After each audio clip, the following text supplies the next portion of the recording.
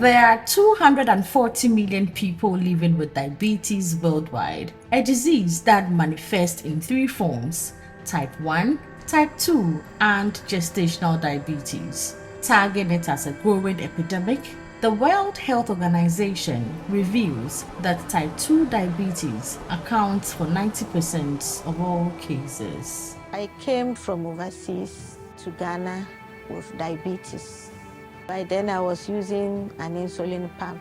It got finished and I thought I could refill in Ghana. I started going around and realized there was no association there because the then Diabetes Association had collapsed. In Ghana, over 2.4 million people are living with diabetes. While the country continues to battle this growing health crisis, the impact and challenges of living with type 1 diabetes cannot be overlooked. I was always sick as a child and used to collapse frequently and very weak. And I was almost in and out of hospital. Those days too, it was not easy to diagnose. You go to hospital, they give treatment, you come back. So actually I was about 17, 18 years where the diagnosis was done properly. 49 years on, she continues to defy the odds.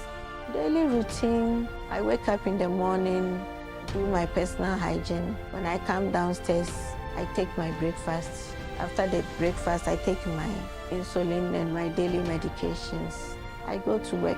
When I come back, I have my supper or dinner. I take my insulin and sleep. But if I'm going out of Accra, I go along with my insulin. When it's time to take the insulin, I take it.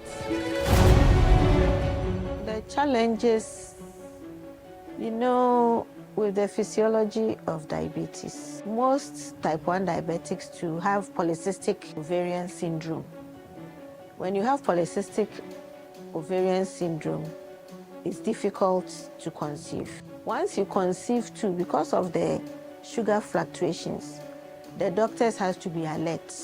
Other than that, the baby might die in the uterus because sometimes your sugar drop, it goes up, it affects the baby. And with that too, you get very big babies. Very big babies too are difficult to handle during pregnancy. Apart from that too, you don't have the strength to push. So most of the time they will do cesarean section. The cesarean section also is as a result of the sugar fluctuations. Maybe you are pushing a child and your sugar would. So usually they plan your delivery with you. I have lost both eyes due to retinal detachment. I've had 2 surgeries. I have artificial lenses in the eye and I see correctly. But ask yourself, how many people can even afford it? In fact, getting diabetes now is a death sentence if you are not gainfully employed. Because if you are diagnosed and you are on insulin, you need this pen. Or because people cannot afford the pen, you can use syringes. Now, the strips alone, you would need 2 a month.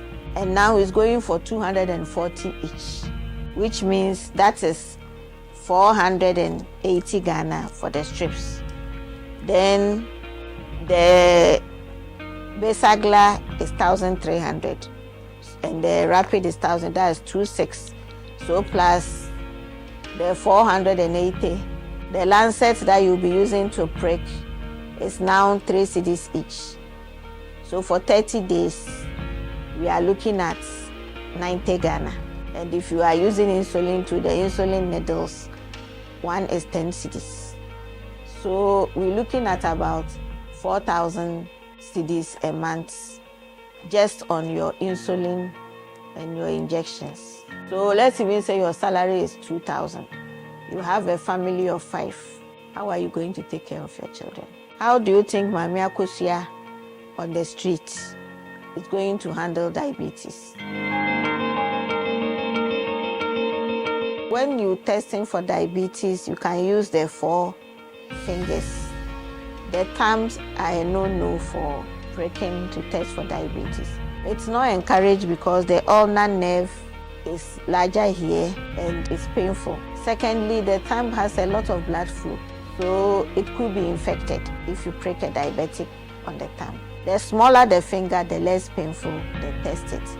And then finally, we use our thumbs for our identity. So if they are pricking the thumb, it's going to change your fingerprint design. So we don't encourage it.